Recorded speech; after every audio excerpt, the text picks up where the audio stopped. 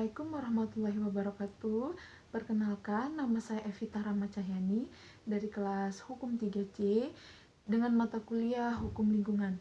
Baiklah, di sini saya akan menjelaskan sedikit pembahasan tentang etika lingkungan dalam sejarah filsafat.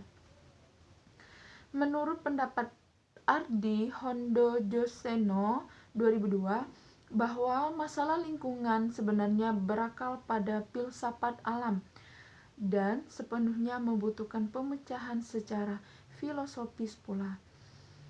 Etika lingkungan pada filsafat barat rupanya tidak selalu mendukung apa yang menjadi asumsi dasar etika lingkungan.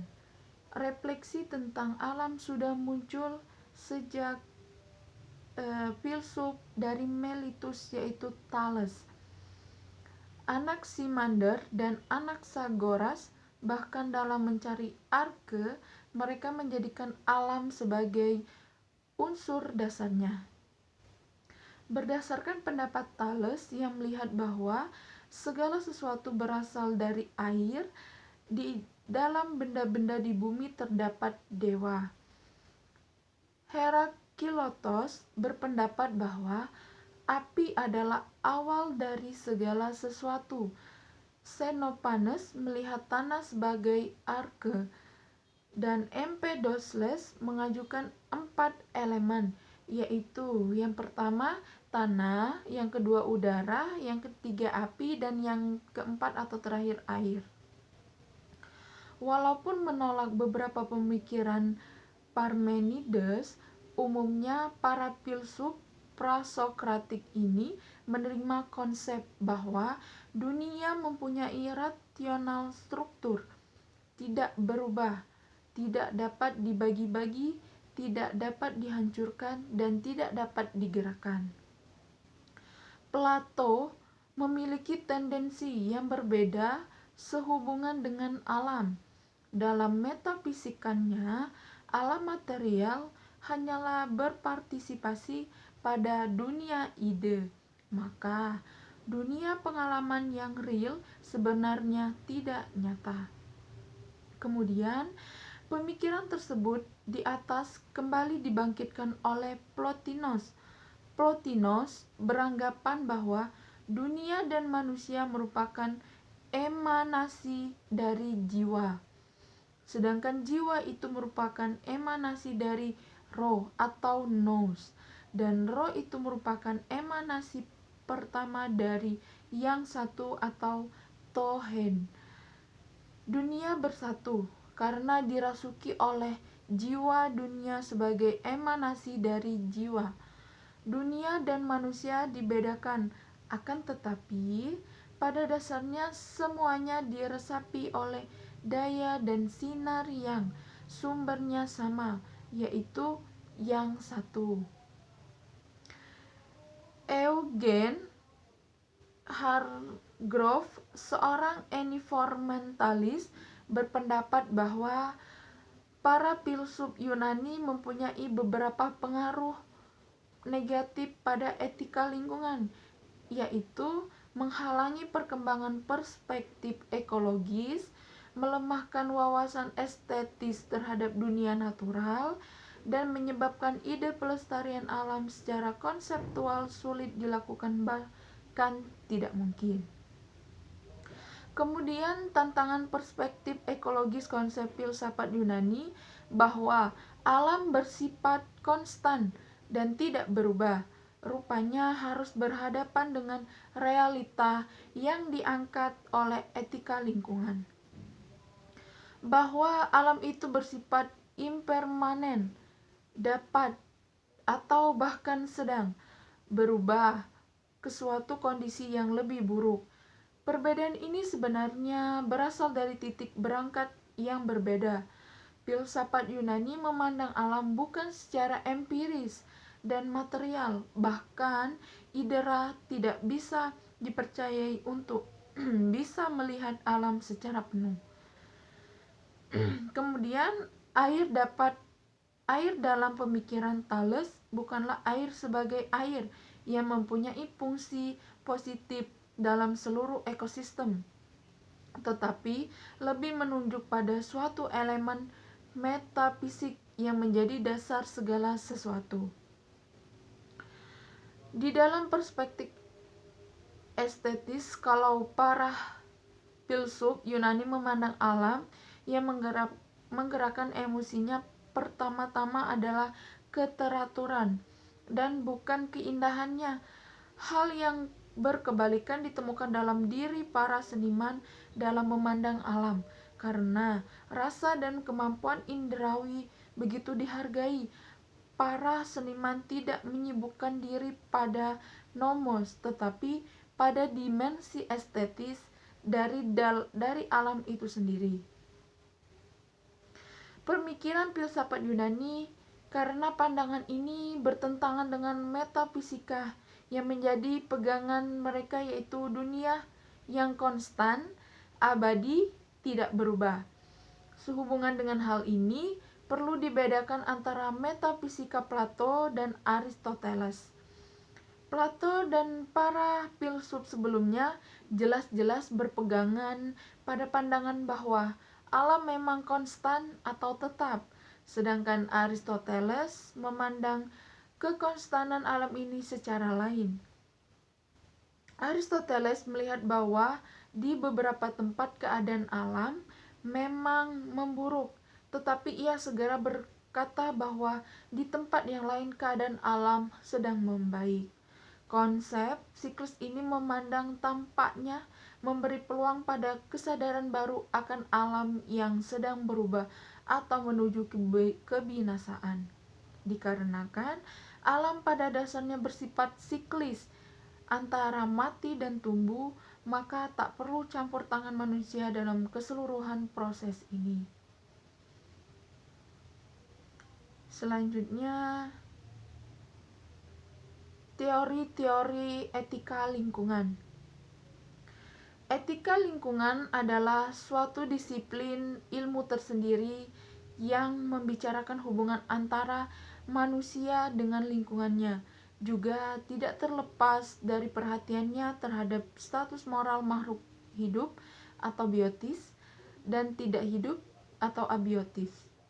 Sebagai sebuah disiplin ilmu tersendiri, teori etika lingkungan sangat berkembang di negara-negara barat.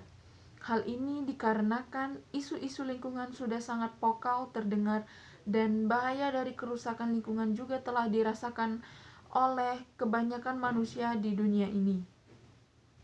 Sebagai etika terapan, maka disiplin ini memberikan harapan bagi perbaikan lingkungan dari aspek moral manusia yang diwajibkan memelihara totalitas ekosistem jagat raya, di mana manusia menjadi bagian integral yang tidak mungkin dipisahkan. Disiplin ilmu etika lingkungan baru dikenal di dunia keilmuan, namun etika sebagai bidang filsafat yang membicarakan tentang tindakan baik dan buruknya sama tuannya dengan filsafat itu sendiri, seperti yang dikatakan sebagai berikut. Etika umurnya sama tua dengan filsafat. Sebagai filsafat moral, menawarkan studi kritis tanggung jawab manusia terhadap alam antara lain konsep, teori, prinsip, dan metode analisisnya. Namun, etika lingkungan umurnya sangat muda. Oleh karena itu, filsafat moral ini sedang diuji bagaimana strateginya untuk menerapkan konsep lingkungan dan strategi menerapkan filsafat moral untuk isu lingkungan. Sekarang, filsafat lingkungan sedang diuji secara ontologis dan aksiologis. Apakah keberadaannya dapat menjawab persoalan lingkungan? Etika yang kemudian bermetamorfosis menjadi etika lingkungan, maka embrionya dari etika lingkungan lokal yang berkembangan pada kebudayaan masyarakat tradisional dan asli di seluruh dunia telah bertahan dalam jangka waktu lama. Berkaitan dengan pengertian yang sangat mendasar tentang filsafat moral, maka Carl Salsilsot mengatakan etika lingkungan sebagai suatu objek disiplin ilmu tersendiri muncul pada awal 1970-an sebagai tanggapan atas situasi tahun 1960-an. Ketika orang tiba-tiba sadar bahwa peradaban industrial telah mengakibatkan krisis lingkungan, dikatakan bahwa bidang akademik etika lingkungan tumbuh dalam menanggapi karya ilmuwan seperti peristiwa Rachel Carson, yaitu Hari Bumi yang pertama terbit di tahun 70. Ketika lingkungan mulai mendesak para ahli filsafat atau filsuf untuk mempertimbangkan aspek filosofis masalah lingkungan.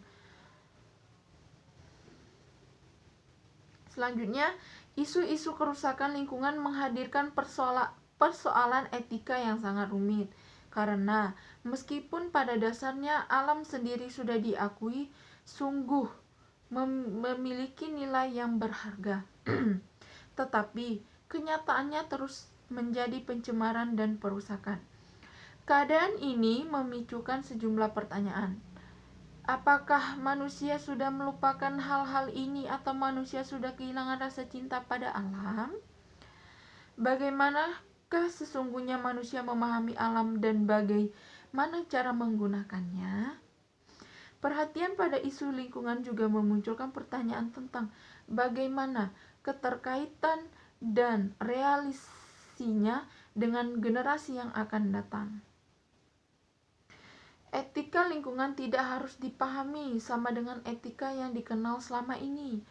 Etika lingkungan lebih dipahami sebagai sebuah kritik atas etika yang dianut manusia yang berlakunya pada komunitas manusia saja.